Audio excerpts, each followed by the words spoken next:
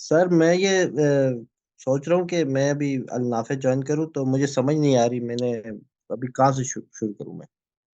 तो मैंने वो लिया है, अभी ट्रायल बेस पे मैंने हफ्ते का वो लिया है।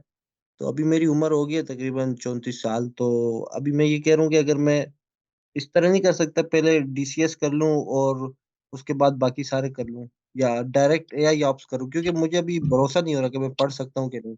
मैंने इसका जवाब दिया है ना, तो मैं अपने टाइम और अपनी इन्वेस्टमेंट के हिसाब से तुम्हें देखना है कि तुम कहाँ जाना चाहते हो। It's up to you. Investment का भी मसला नहीं है मुझे ना। टाइम टाइम देखो, पैसे कमाना बहुत आसान है, टाइम नहीं आता।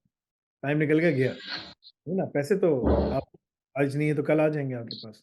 लेकिन टाइम जो है ना बड़ा इम्पोर्टेंट है। तो तुम 34 साल के हो, तुम कहते हो यार कि मैं बैचलर्स करूँगा, मास्टर्स करूँगा, फलाना करूँगा, उसके बाद जाके मार्केट में जाऊँगा। ठीक है, तुम्हारी मर्ज़ी है।